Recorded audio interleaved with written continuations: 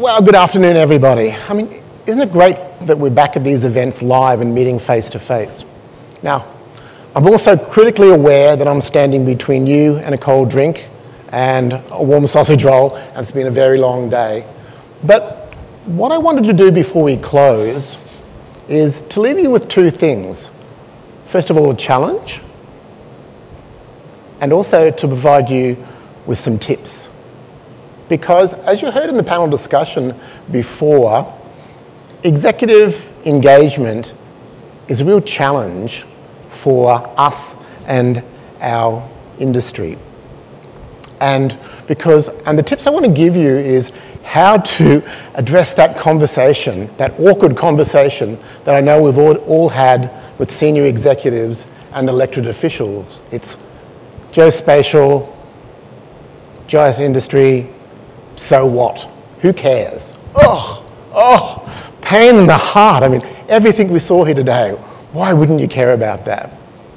Okay, so I'm going to take 5 or 10 minutes just to run through some observations that I currently have, and hopefully that's going to help you to navigate through those conversations and navigate some of the things that the panel were talking about around executive engagement.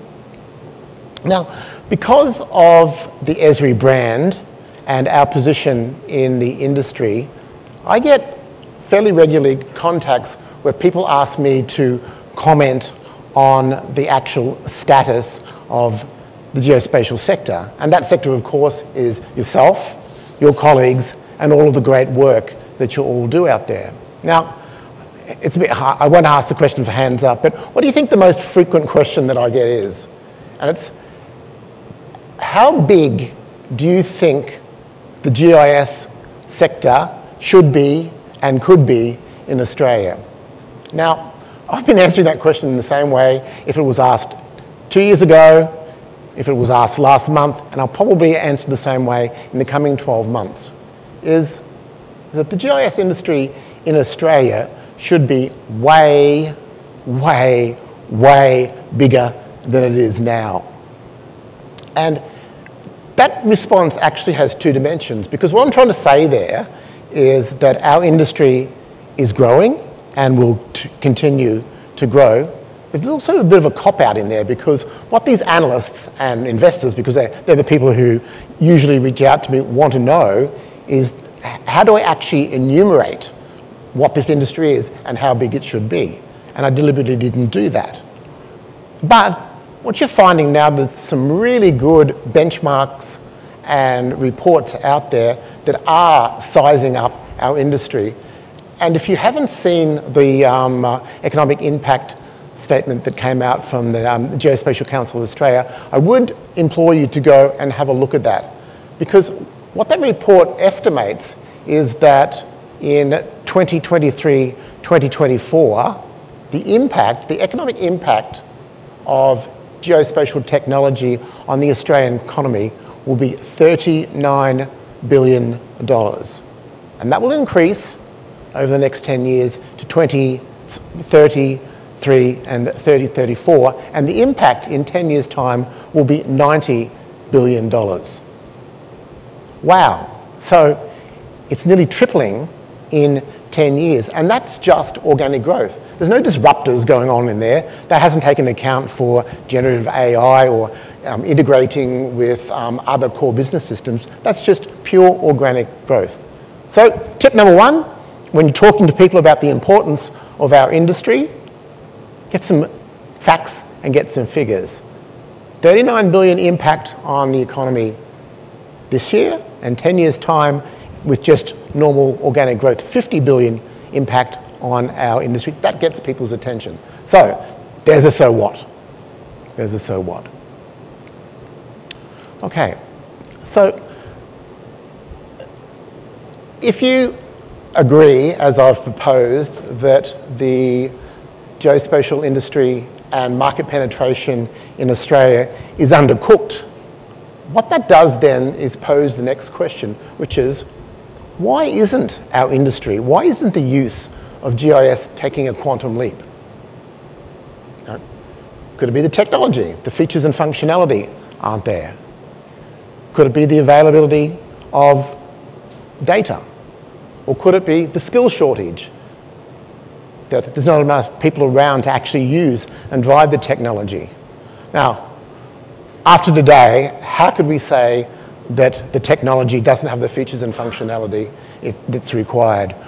We saw lots and lots of great examples, all the way from AI through to models, through getting the technology to do what everybody wants to do. So I don't think it's the technology anymore. I look at that, yes, there's probably some user interface and some user experience thing that can be tweaked, because I'm with Paul looking at a map that has a legend down the left-hand side with tick boxes turned on and off. Oh, come on, we can do better than that. So maybe there's a little bit of drag on our industry from the user interface around the technology.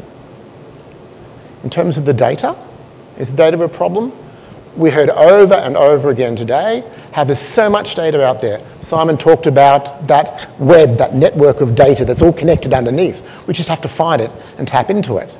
And then you see government organisations like Geosync Australia with their digital atlas putting the data out there for us all to use. And then you've got commercial providers like ICI and Brittany putting data that's available that we can just discover, find and use as well. So, you know, the data, I don't think the data is a problem anymore. I don't think the data is an inhibitor on the growth of our industry.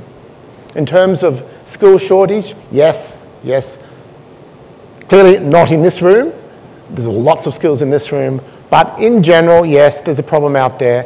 But we're not really seeing the tertiary institutions or other institutions starting to attack that, and we need to. And we had some good conversation around mentoring and using other methodologies to actually drive that skills development, and we should push that more and more. So I've gone through the big three. If it's not the technology, if it's not the data, and it's not the skills shortage, what's stopping our industry from taking that quantum leap? Now, I would argue, and you may disagree, that it's our inability and our industry's inability to tell the stories about why what we do matters, why GIS is important,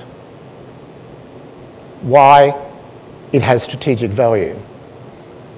Now, again, as we saw today, we're really, really good at the how of GIS. How do you do things?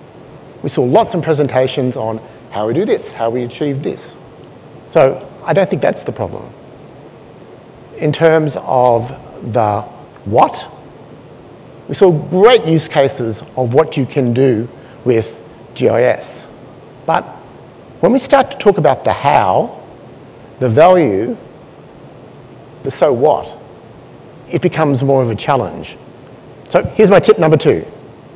When you're talking to senior executives or elected officials, invert the conversation. Talk about the why, the so what first, and then drop down into the how and the what, if you need to do that. Because remember, the attention span is about this big, and you haven't got very long to grab their attention if you're looking to engage them. So why do I think the value or the why of GIS becomes such a challenge? I think it's because we're really not used to tapping geospatial into the value drivers of organisations. Now, what do I mean by that? So this is some work that's been around for some time, and it was done by the big accounting firms. And what they do is they have this concept called enterprise value mapping. And what they do is they look at organisations and say, within organisations, value is generated at 3 levels. It's generated at the operational level, and we saw lots of operational value through the use cases today. Value is also generated at the next level up, which is called the tactical level.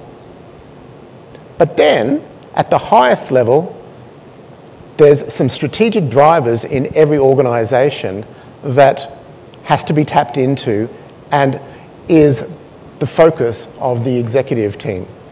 Now, I'm not making this up. The higher you go up that pyramid, the more simple things get.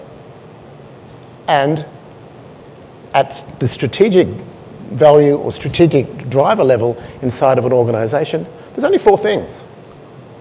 If it's a commercial organisation, the focus is on revenue, how the money comes in to the organisation, on profit, how much money stays in the organisation after the costs are met.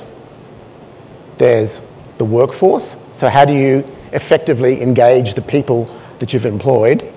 And then there's assets, the things you've actually bought to deliver on your organisation's mission. So at the strategic level, 4 things: revenue, profit, workforce, assets. And in the non-commercial organisations, this is actually mapped across too. So assets, yep, still equally important. Workforce, yep, stays there as well. But revenue is swapped out for budget because that's how the money comes into non-commercial organisations. And profit is swapped out for service delivery because that's the mission of public organisations, is to deliver on the service. Now, what I've actually gone through that conversation, again, is to give you a tip on how to engage executives around geospatial. Go to the 4 things that are their strategic drivers, where strategic value is actually generated. In a commercial organisation, revenue, profit, workforce, assets. In a government organisation, budget, service delivery, assets, workforce.